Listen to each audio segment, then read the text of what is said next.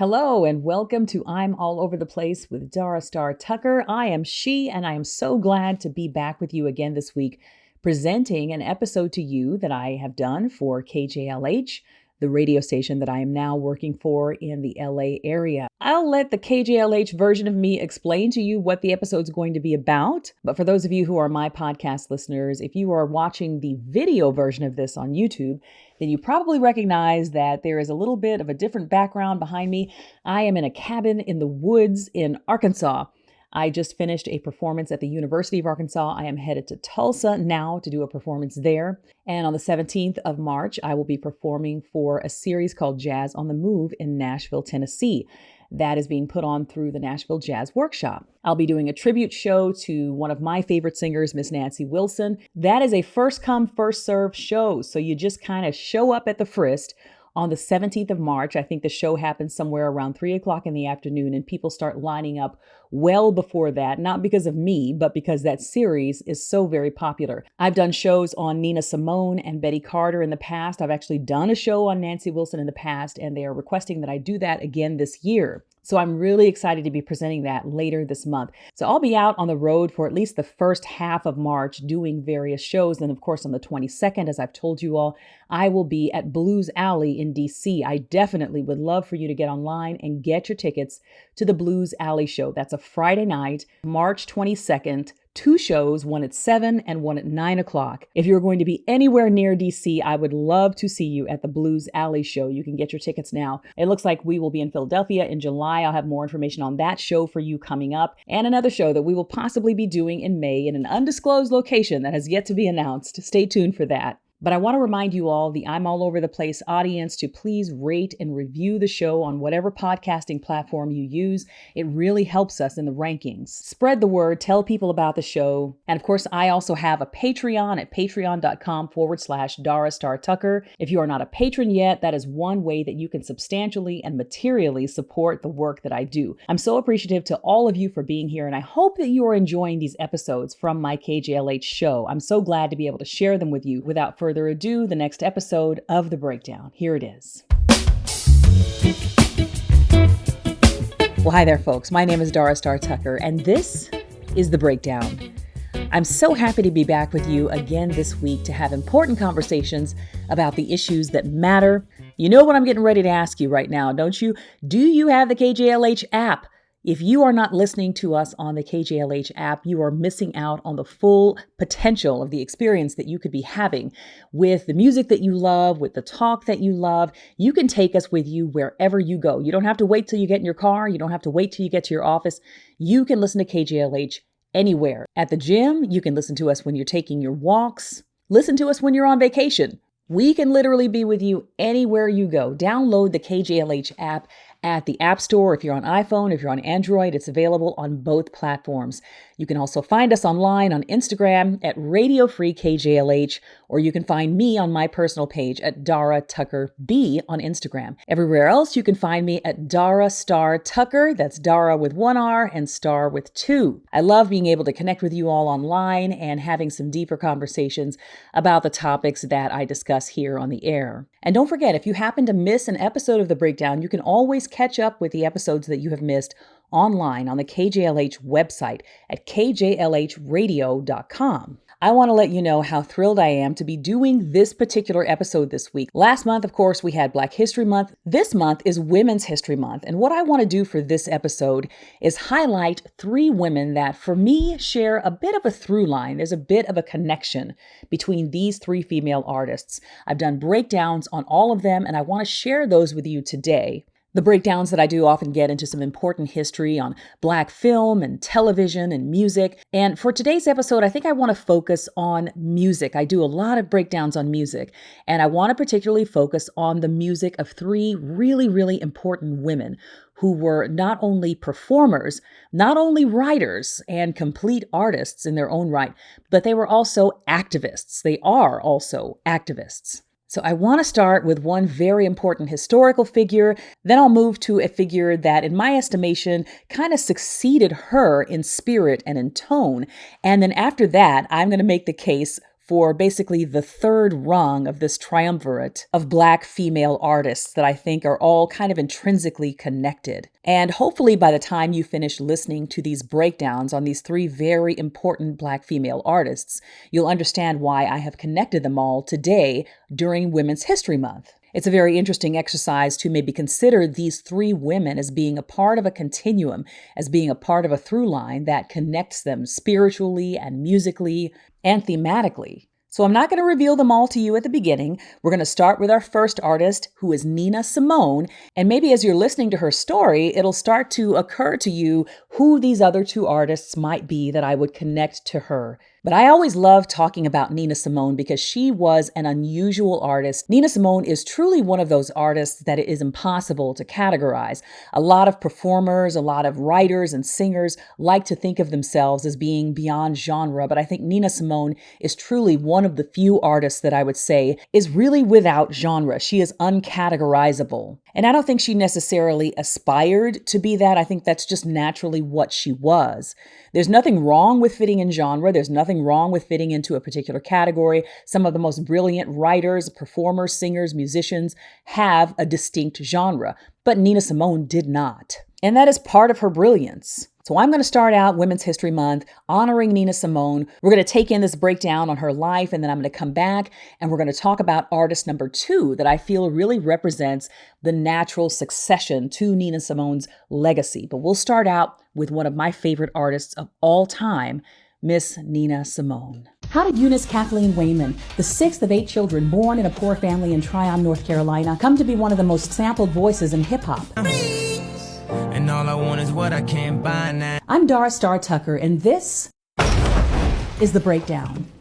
Eunice Wayman never intended to be a singer. In fact, it was really a consolation prize for what she really wanted to do, to play classical piano. She studied for a time at the famed Juilliard School of Music until she ran out of money. Her ultimate plan was to enroll in the Curtis Institute. When she didn't make it into the program, she was utterly devastated. She always felt there was a racial element to her being rejected by the admissions board, though it was nothing she could ever prove. For the rest of her life, she felt that on some levels she had failed to live up to her ideals for herself because of that rejection. After that, she started playing at a piano bar in Jersey, but since her mother, who was a strict Methodist minister, wouldn't have approved of her playing what she called the devil's music, she changed her name to Nina Simone to avoid being discovered. When the bar owner demanded that she sing as well as play, she reluctantly relented, even though she didn't think she had much of a voice. She started incorporating jazz, folk, blues, and the gospel she grew up with into her sets. This was the mid-1950s, so the folk scene was just beginning to take off. It didn't take long for Nina Simone to start drawing large crowds, and soon after she secured an agent and a record deal. She ended up selling her rights to any future royalties on her 1959 debut album, Little Girl Blue, which contained some of her biggest hits. She was paid just $3,000 for that album and never earned anything more for songs like I Loves You Porgy, Love Me or Leave Me, and My Baby Just Cares for Me. She married a terribly abusive man in 1961 named Andy Shroud, who would act as her manager for the next 10 years, and they had a daughter that they named Simone. 2 events in 1963 marked a major change in Nina's message and in the trajectory of her career: the murder of civil rights leader Medgar Evers and the bombing of 16th Street Baptist Church in Birmingham, Alabama, that killed 4 young black girls. Her most controversial song, Mississippi Goddam, was boycotted by radio stations all over the South. Everybody knows about Mississippi Goddam. She performed at civil rights marches and supported black nationalism. She even advocated violent revolution if necessary. This philosophy came to mirror her home life, which was becoming increasingly volatile. As her husband continued to abuse her, she was known to turn her fits of anger and rage onto her daughter, Simone. What no one knew for years is that Nina was dealing with undiagnosed and untreated bipolar disorder, a condition which she would battle for the rest of her life. Nina Simone helped to provide the soundtrack to the civil rights movement, so it's no wonder that artists like Kanye West, Jay-Z, and Lil Wayne have all found inspiration in her music. There's a depth and a richness to her music and message that defies genre categorization. Nina Simone is the embodiment of fearless artistry and represents at the highest level the transcendent beauty of Black American music. Miss Nina Simone, she had such a complex life. She was such a complex character. There was so much hardship, so much pain, and so much brilliance in her life and in her career. And she laid the groundwork for so many. She's one of the few artists that I think did not get her just due in her day, but has become more popular as time has gone on. I feel like it's taken a while for the times to catch up with Nina Simone. And as I think we've all noticed in the last 20 to 30 years, Nina Simone has become cool in a way that she really never was during her lifetime. There certainly were those who appreciated her and who she was and what she had to offer. But in this era of protest and of speaking out and of social justice warriors on all fronts, who Nina Simone was and what she represents to the culture is becoming more and more relevant as time goes on. It's just taken time for the culture to catch up with her. I still don't feel that Nina Simone has gotten her just due. She's often called the High Priestess of Soul, but I think that title is even too small for her. I think the assignation of her being a soul artist is just not big enough for her, but she was the High Priestess. All hail the High Priestess, Miss Nina Simone. Now let's take a look at our second artist. She was absolutely not a carbon copy of Nina. She very much had her own way of expressing herself. She left her own indelible mark that was hers and hers alone, but there was a lot in the spirit of who she was and what she did that continued the legacy of Nina Simone. And that artist is Miss Roberta Flack. She was a pianist, she was a writer, she was a singer, she was an activist, but she was also known for interpreting and covering other people's music brilliantly. So I want to play the breakdown that I did for you of the song that launched Roberta Flack's career. And I talk a bit in this breakdown about the connection that I have always seen and felt between Nina Simone and Roberta Flack. If you've never thought of them as being connected in that way, then maybe it'll make a little more sense after you listen to this breakdown. So here it is, the breakdown on Roberta Flack's The First Time Ever I Saw Your Face. When you hear this line, the first time, you know you might as well go make yourself a sandwich because you're going to be here a while. When I was a kid, I thought this song was depressing and interminable. I've since grown to love it, but it's been a journey. The First Time Ever I Saw Your Face was originally popularized by the legendary Roberta Flack, and by this point, it's ubiquitous. It's been sung on reality shows. It's been belted. Numerous notable singers have covered it. The First Time Ever I Saw Your Face launched Roberta Flack into superstardom in the early 70s. But what many people may not know is that the version that we all know and love is itself a cover song, and if Dirty Harry of all people hadn't intervened, well, do you, punk? We might never have heard it at all. I'm Dara Star Tucker, and this is The Breakdown. Roberta Flack occupies an interesting territory on the musical landscape. Many people think of her as a singer-songwriter, and while she is a very prolific songwriter, most of the songs that she's known for singing were actually covers by other singer-songwriters, like Eugene McDaniels, who wrote two of Roberta's biggest hits, compared to what? Trying to make it real. And Feel Like Making Love.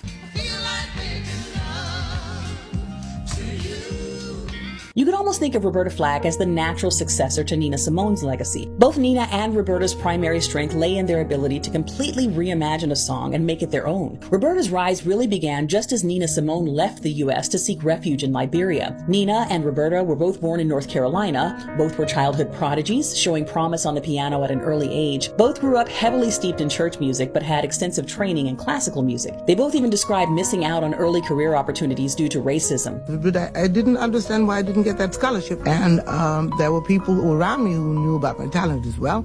And they said, Nina, it's because you are black. I should have won, but I didn't. And one of the reasons I didn't win was because it was a segregated contest. They were both known for producing socially conscious music, and both had a reputation for being a bit difficult to work with. And ultimately, they were both equally difficult to categorize musically. Roberta was a genius, and they never knew what to do with her. Roberta Flack was born in Black Mountain, North Carolina, but was mostly raised in Arlington, Virginia. She received a full classical piano scholarship to Howard University at the age of 15. She eventually became a music teacher in D.C. In the late 60s, she started performing at a local club called Mr. Henry's on Capitol Hill. Her soulful balladry began to create a buzz, and she quickly became a local sensation. Jazz pianist and singer Les McCann stopped by Mr. Henry's to see what the fuss was all about, and he was entranced. I saw what appeared to be this very timid person. Just shy and reserved, but underneath I knew there was a strong, powerful person because of the way she sang. He immediately called Joel Dorn, a producer with Atlantic Records, and urged him to sign her. Because Les McCann called here. He said, there's a girl in Washington. Her name is Roberta Flack. I said, I heard about Roberta Flack before. Leave me alone. I don't want any chick singers. They're a problem. They're a hassle. Les McCann didn't want to know about no for an answer. So fine, I'll send her a contract. And then, then I heard the tape, and then I heard her. It was unbelievable. We went in, I recorded 40 songs. The 10 or 11 songs that are on that album were from that session. And they call that album First Take because I did them like in one take. The second song on the B-side was an interpretation of a song called The First Time Ever I Saw Your Face. It was written by a British folk singer in 1957 named Ewan MacColl, who was known for writing mostly protest and labor songs. He wrote it for the woman he was having an affair with, singer Peggy Seeger, who would later become his wife. She's the half-sister of legendary folk singer Pete Seeger. Now, if you've never heard the original, brace yourself. It's nothing like the version most of us know and love. The first time ever I lay with you and felt your heart beat over mine. And it strangely didn't become a hit at the time. After MacColl and Seeger released the original version, the song was covered mostly in folk circles, having been recorded by people like Gordon Lightfoot, the first time ever I saw your face, Peter, Paul and Mary,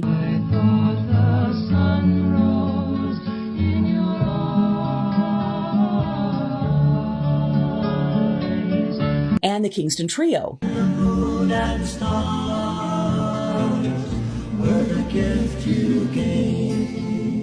Roberta Flack first heard the song from a gospel folk duo called Joe and Eddie around 1965.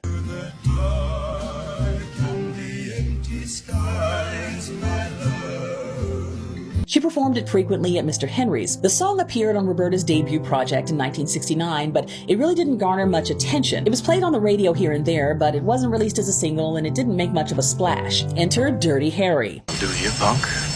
Well, he wasn't Dirty Harry quite yet. Clint Eastwood had played in mostly westerns throughout the 1960s. He helped popularize the so-called spaghetti western genre, but he still hadn't garnered much acclaim. He longed for a sense of creative control, and he knew he could only find that through directing. He finally got his chance with 1971's Play Misty for Me. It was the story of a jazz DJ who ends up being stalked by a crazed listener. Clint Eastwood wanted to find the perfect song to accompany a love scene between his character Dave and the Donna Mills character Toby.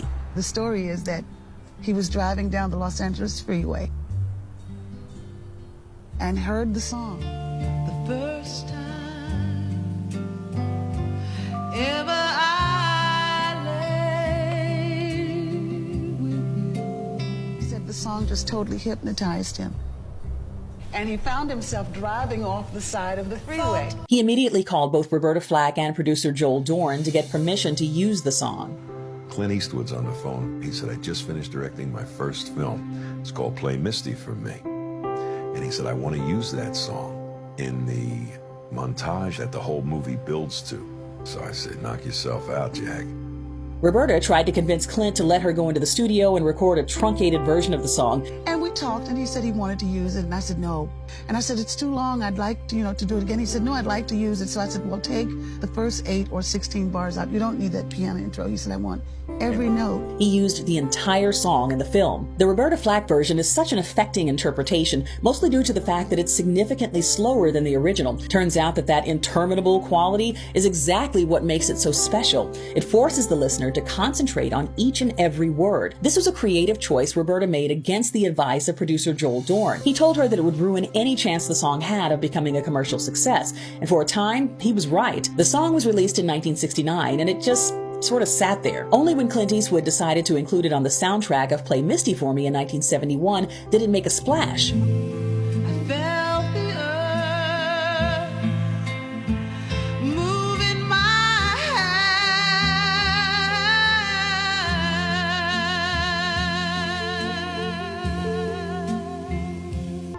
The song was out there, it had been out there, and every now and then you'd hear it on the radio, but it did not have the wide acceptance until people could associate something visual with it. After that, Atlantic Records released the song as a single, trimmed by 1 minute. Suddenly, it was being played everywhere, and Roberta's career was launched into the stratosphere. If that hadn't happened, she might have spent her life singing at Mr. Henry's. And the world kicked the doors down. In early 1972, The First Time Ever I Saw Your Face reached number 1 on Billboard's Hot 100 and Easy Listening charts. It reached number 4 on the R&B chart, and at the 1972 Grammy Awards, it won both Record of the Year and Song of the Year. The first time ever I saw your face. Roberta Flack. And that sold 4 million records and won the Grammy for Record of the Year. It skyrocketed her. It's a very exciting occasion for me. If I could stand here and thank a million people, I'd like to thank everybody. Thank you very much. And in what was possibly the coolest honor, NASA chose The First Time Ever I Saw Your Face as the wake-up music on the last day of the final lunar mission before the astronauts of Apollo 17 returned to Earth in 1972. A fitting way to capture the wonder of laying eyes on the face of the moon one last time. So Nina Simone, Roberta Flack, two women who made an indelible mark on music, who stood their ground, who insisted on being exactly who they were in the industry. I would say that Roberta Flack definitely saw a lot more pop success than Nina Simone did, and she's definitely someone whose music was able to cross over in a way that Nina Simone's never was. But I think she represented that next logical progression as being a Black female musician who also wrote and who really came here with something to say from day one. The fact that Nina Simone had already happened and Roberta Flack came along really in the 70s meant that Roberta's career would move along a different trajectory than Nina Simone's did, of course. Which brings me to the third artist that I want to highlight this Women's History Month. And she is a singer and songwriter that has been so impactful for people of my generation who really came of age in the 1990s and the early 2000s. When you talk about coming here with something to say, I mean from the very start of the very first album, right out of the gate, we knew that she was going to be different from anything else that had come along before. I'm talking about the one and only Miss India.Arie. She's a singer, she's a prolific songwriter, she is a musician, she is a 360 artist in the same way that a Roberta Flack or a Nina Simone would have been. And if you're paying attention to what she has to say off the stage, then you know she is not afraid to speak her mind, much like Roberta and much like Nina. And yes, it has gotten her in hot water from time to time, just like it did with Roberta and just like it did with Nina. But we also look to her to light the way in terms of activism, just like we did with Roberta Flack and just like we did with Nina Simone. And India's path has been her own. She is artistically unique, but the spirit of who she is and what she represents is very much in line with artists like Roberta Flack and with Nina. So that's the reason I choose to include her in this grouping and why I would say she is a part of this continuum of outspoken, well-informed, artistically rich, and socially relevant Black female artists. She is an original, just like Nina and just like Roberta. And she really has given that tip of the hat, that nod to those who came before her, really with the first verse of the very first song that she ever put out. So I'm going to play for you now a breakdown that I did in honor of my favorite India.Arie album, which was her sophomore project called Voyage to India. Here it is. For those of us who came of age in the late 90s and early 2000s, Black music was in a really interesting place by the turn of the century. The golden era of R&B in the 90s was slowly dying off. The so-called neo-soul movement that had happened in the mid to late 90s with artists like D'Angelo, Erykah Badu, Maxwell, and Jill Scott had already made an indelible mark on the culture. Then the 2000s came along, and we were all wondering where the music would go. So when an artist named India.Arie came along in 2001 with her debut album, Acoustic Soul, we knew we were hearing something that was unlike anything that had come before it. I'm Dara Star Tucker, and this is The Breakdown. India.Arie has always been an industry anomaly. From her chosen instrument to her eclectic style to her message, it's safe to say an artist like her would not be likely to break through in the current pop market. But she burst onto the scene in 2001 with a song called Video, which has become an anthem of female empowerment. I'm not the average girl from your video, she warned us, and she meant it. Nothing she's done since then has been conventional. The thing that really distinguished India.Arie in the marketplace was her message of empowerment and self-love. Though her debut album did contain songs like Brown Skin and Ready for Love that spoke of romantic relationships, the majority of her music focused on the connection between human beings and our connection with ourselves and with spirit. This was an artist that people could listen to while they drove their children to school. But one of the things that doesn't get enough attention is how revolutionary it was to see a Black artist playing the guitar. Outside of Bill Withers, it was almost unheard of before then. If you did see a Black artist like Richie Havens, Tracy Chapman, or Cassandra Wilson playing guitar, they probably weren't singing R&B or soul. It just wasn't done. But that all changed when India.Arie hit the scene. Suddenly, it was cool for sensitive Black kids to sit on their beds and write about their feelings. When you think about it, it's a permission that they really had not been granted by the culture before that, and it represented a sea change in Black music. If you see a Black person under the age of 40 playing guitar, you can probably thank India.Arie. Acoustic Soul Soul would go on to become a bona fide pop soul classic. Although that project received 7 Grammy nominations, she was completely shut out that year. There was much hullabaloo made about why that may have been. Many saw it as a repudiation of who she was and what she represented, considering that she did not fit within many industry norms. But in 2002, 20 years ago this year, she cemented her place in music history with a masterpiece called Voyage to India, named after a track from Stevie Wonder's Secret Life of Plants. Voyage to India was a 15-track ode to self-acceptance that defied any notions of a sophomore slump. It's one of those projects where you read the track listing and you think, there's no way all this gold was contained on a single album. Little Things, Slow Down, The Truth, Get It Together, Headed in the Right Direction. There really are no skip tracks here. The album was certified platinum, and at the 2003 Grammy Awards, it won Best R&B Album, and Little Things won Best Urban Alternative Performance. Not a lot of folks knew it, though, because their awards were not given out on the air that year. So Voyage to India would have to represent a quiet victory in that respect. India.Arie has gone on to record 6 more albums bursting with healing and light. She occupies a unique territory on the musical landscape, expertly blending soul and spirit to express equal amounts of searching and self-assurance. Whether she's always gotten her just due within the industry is debatable, but for those of us on whom her music and spirit have left an indelible mark, her influence and impact are undeniable. So Nina Simone, Roberta Flack, India.Arie, 3 inspiring, genuine, soulful artists in honor of Women's History Month.